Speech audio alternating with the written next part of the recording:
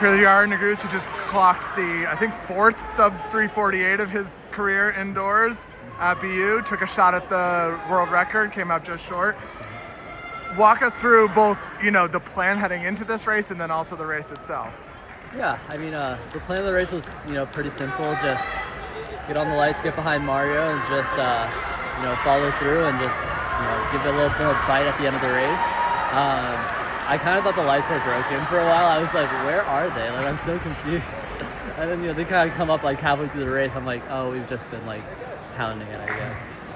But, in the race, it did feel a little fast, but it's a little hard to tell, I feel like, with BU, and it's weird start line, finish line deal. But, I still felt like at the end of the day, I really just wanted to come out here, give it my best shot, and, see what happens. And so I did that, and came short, but still, good day overall. When did you make the decision to give it one more go? This is kind of recent. It was, because, I think we were both like, after Jakob broke it, I was more like, it is what it is, and that's it. But I think Dathan, he said, I want you to do one more race, and he kind of gave me a choice between like the mile or the 3K, so kind of let me decide, which I wanted to go for more, and I felt a little more excited about just going for the mile again than just going for a random 3K that I don't really need as much. But yeah, that was like only like a week or two, or a week and a half or something like that. Yeah. Now that, obviously Jakob is, calling you out in his Instagram caption and everything, do you feel like there's a friendly rivalry, a not so friendly rivalry? Like, how do you sort of conceptualize your kind of back and forth with him? No, yeah, I think it felt pretty friendly. I think to me, I think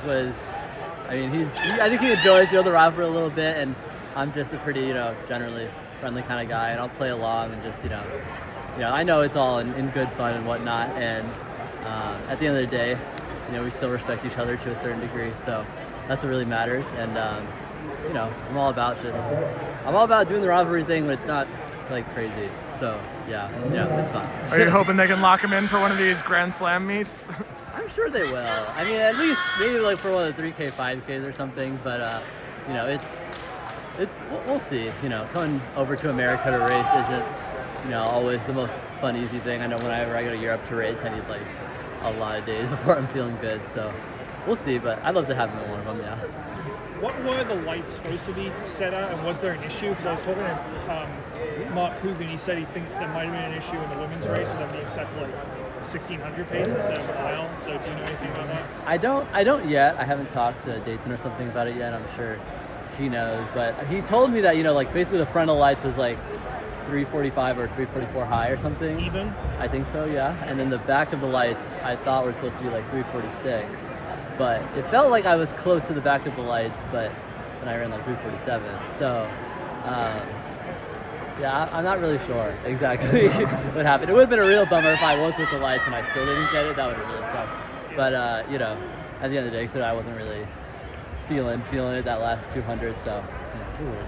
Yeah. Did you think you went out a little too quick, or what did you feel about the pacing? It felt like a little quick, but, I think with the pacing and stuff, I'm just like, I'm sure they know what they're doing.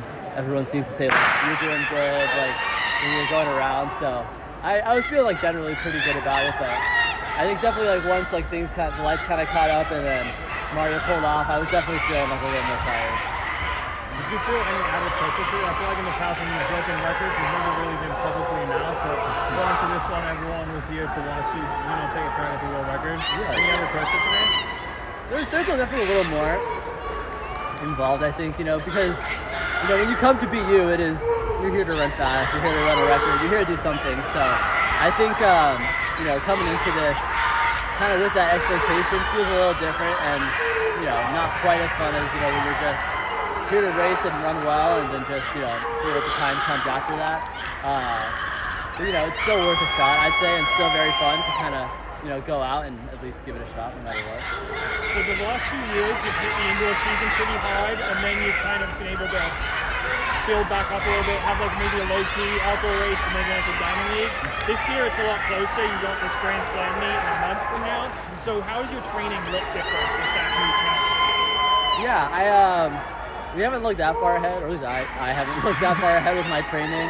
I'm sure Dathan has a good idea. He did say things were going to be a little different than they are in years past. Just so you know, I can come up to this first Grand Slam and still be fast and competitive and do well.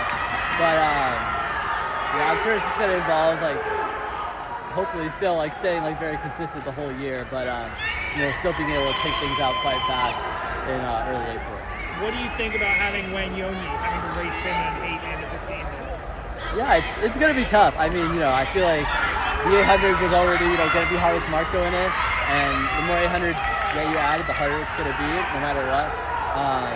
But at the same time, it's if I'm going to be doing 800s, I want to be doing them with guys who are very good at the 800. I think that's going to make it really, really exciting, and I think those guys are going to come back and be great in the 15 as well. So it's going to be competitive. It's going to be fun. It's just going to be racing. So. Do you think there's some onus on some of you 1500 guys, one of you guys, to make the pace fast, or do you trust your kick against those two guys, the 141 guys? Well, I do trust my kick against them. I do. I think I'm more fast at the end of a 1500 than I am maybe at the beginning of an 800 I would be, but it's I don't get out that quickly.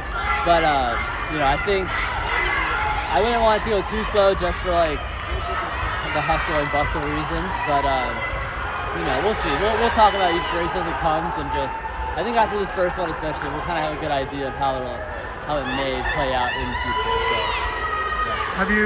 Are you gonna get a little FOMO from World Indoors and knowing you're so fit now? Is there a little bit of sort of a second thoughts or regret about skipping out on that opportunity? No, I think this is still good because it still gives me the kind of at least a little bit of a lull before I kind of build up again for outdoor, which I do think I need somewhat. And it's really important just to focus on at the end of the day it's Worlds in Tokyo that we all care about, and I do wish I could be at World Indoors and it not impact my season, but it is just at a weird time, and being so far away it'd be difficult. So it is what it is, and hopefully next year it'll be a lot easier to go out and do it. I noticed there was a film crew following you around. What's the story behind that? It's a secret, maybe? I don't know. Is it secret, Ollie? I'm going to say yes. I don't answer that. Yes. We're going to say secret filming thing. Yeah. Okay. Do you get final cut? Because there was some, you're throwing up a little bit there. And I noticed